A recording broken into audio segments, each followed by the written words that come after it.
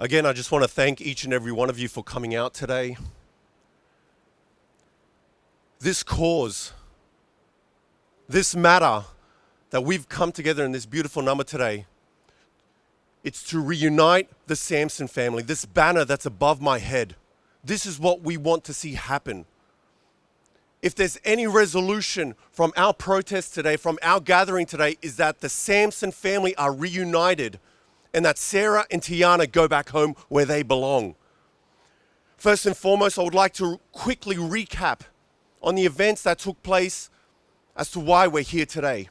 On December 2nd of 2022, the Swedish Social Services removed the two eldest daughters of the Samson family, Sarah, then 10, and Tiana, then 9, from their school without prior investigation. This action was taken by the Social Services of Sweden and was based on a report from Sarah that she later confessed on video to police that it was a fabrication intended to pressure her parents into getting a phone or painting her fingernails at the age of 10. Despite a formal police investigation concluding no violence had occurred and no criminal abuse had taken place, they closed the case against the Samson family. They closed the case against Daniel, the father, and Bianca, the mother. Yet the authorities continued to keep and to hold Sarah and Tiana. They continued to refuse to let these girls go back home. This was in December of 2022. We are in July of 2026. 3.5 years has passed. It's almost unbelievable to hear about and to read about the information regarding this case. It's almost unbelievable to see that every single member of this family is pleading that they are reunited. It's unfortunate to hear that the girls have even gone to self-harm. They're self-harming themselves because they realize that pleading is no longer effective. And after 3.5 years, there's no resolution. There's no result. There's no compassion from the Swedish services. 3.5 years that this family has gone through absolute torment. Just consider for a second that 3 years have gone. The birthdays of these girls have come and gone. The yearly festive seasons in 3 years have come and gone. Where there should have been celebration in this family, where there should have been joy and happiness, where there should have been peace and love in this family, there is tears, there is pain, there is anguish, there is restlessness. Like I said, it's almost unbelievable what this family is going through. This torment, this nightmare. But unfortunately, this is the reality of the Samson family for the last 3.5 years. And you know what? It's not only this family as well. The more we look into this matter, the more we see that more and more families are affected in this manner. And so something needs to change. Something needs to happen. We're here in Brisbane today, and to the left of us, well, to the left of me, this is the Swedish consulate here in Brisbane. And I've reached out to Michael Hawkins. He is the Honourable Consul of Queensland from the Swedish government. I've reached out to him for him to have a statement today, for him to be together with us today. Unfortunately, there was no response. But there is glimmer of hope. On 16th of June, there was a Senate hearing proposal which went to the Senate vote.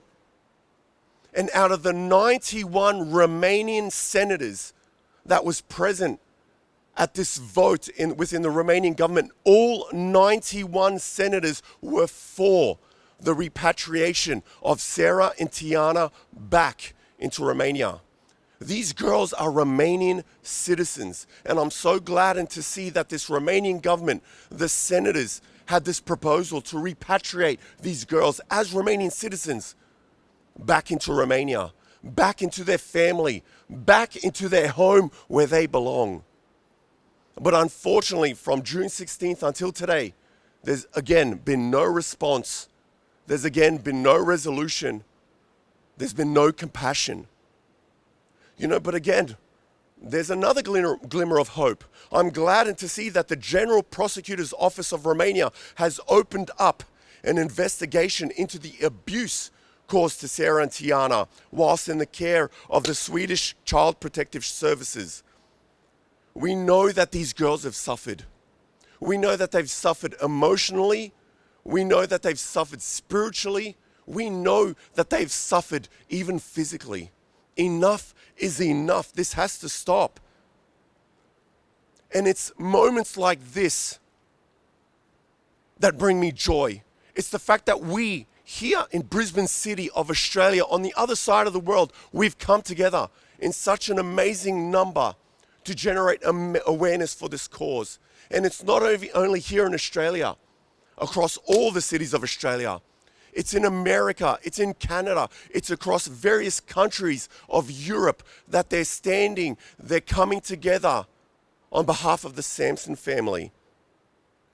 And truth is, this needs to come to a point where we need to call this for what it is.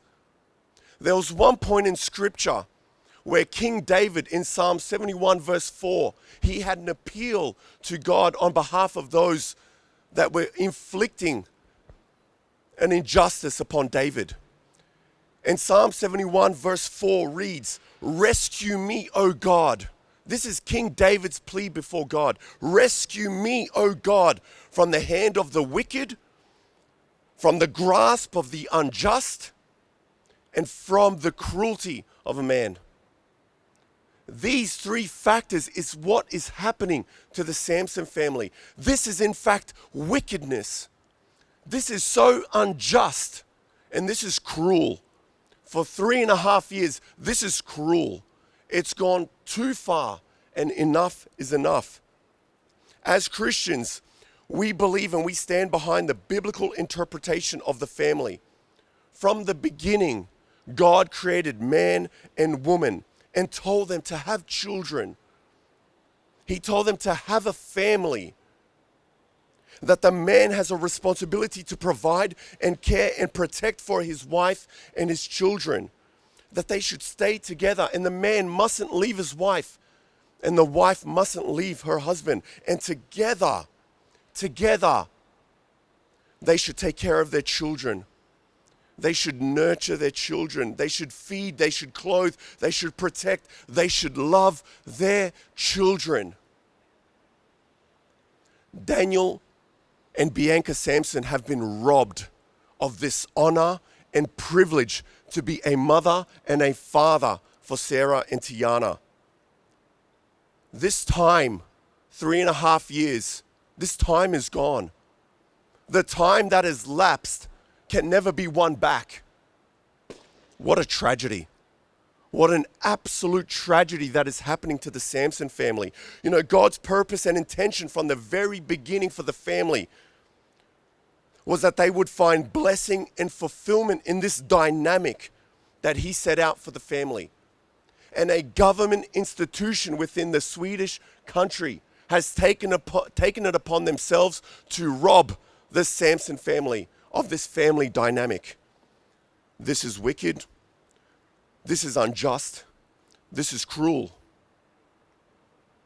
So many times in Scripture we read how godly men had the opportunity to gather up their family, to bring them together, to read with them, to pray with them, to bring them within the presence of God. And again, a government institution has robbed Daniel of this honor and this privilege. We see how Jacob in Genesis 35, God called out Jacob and he said, "Come up to Bethel, build an altar there for me, and come within my presence." The first thing that Jacob did is he gathered his family together, and then together they went to Bethel, and there they built an honor and they were in the presence of God. We see in Acts chapter 10, Cornelius had the opportunity to hear the gospel being preached through the apostle Peter. The first thing that Cornelius did when Peter was coming is he gathered up his family so that they would be exposed to the gospel. We see in Acts chapter 16, where the Philippian jailer had the opportunity again through the apostle Paul to hear the gospel. And again, he gathered up his family together so that they could hear the gospel being preached through the Apostle Paul, and his whole family was saved in that very night. We hear Paul's amazing testimony, how Timothy's parents, how Timothy's mother and his grandmother were such an amazing influence on Timothy and made him who he was, the godly man. We've heard about Jacob, we've heard about Cornelius, the Philippian jailer, Eunice and Lois, the mother and the grandmother of Timothy, and all the opportunities that they had for those around them. Now consider again the opportunities that Daniel and Bianca as a mother and as a father have been robbed for 3.5 years. Again, this is wickedness. This is unjust. This is cruel.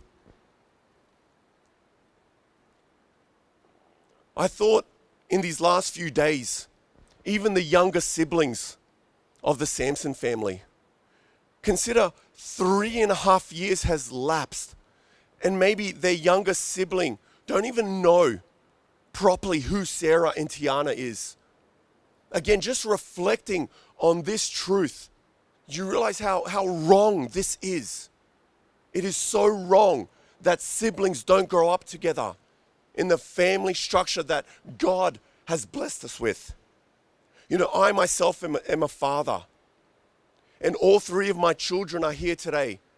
And I've considered in the last 3 years what I've done together with my children, the meals that we've shared together, the places that we've gone, the things that we've seen, the conversations that we've had, my words of encouragement to them, my words of guidance and counsel. Again, Daniel and Bianca has been robbed of every single one of those opportunities. And it's wrong. It's unjust. And this needs to be fixed. This needs to be reversed. And these girls need to go back home. You know, it is so disheartening to think about what this family is going through. You know, but there's so much research and evidence out there that shows the blessing, that shows the benefits of a nuclear family, where the family comes together, where the biological mother and father are together with their biological children.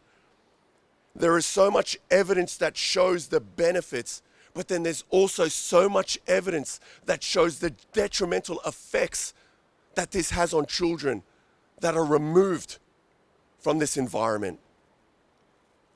And so I've asked a member of our church, Andrada Stan, to look into this research, to look into the evidence. I've asked her to look into it and to present it for us today so that we could get a better grasp on not only the blessings that God has in store for us as families, but to also look at the detrimental effects that this Swedish government is causing upon the Samson family. So at this point, I'll invite up Andrada Stan to present this information and to present the research and the evidence regarding this matter.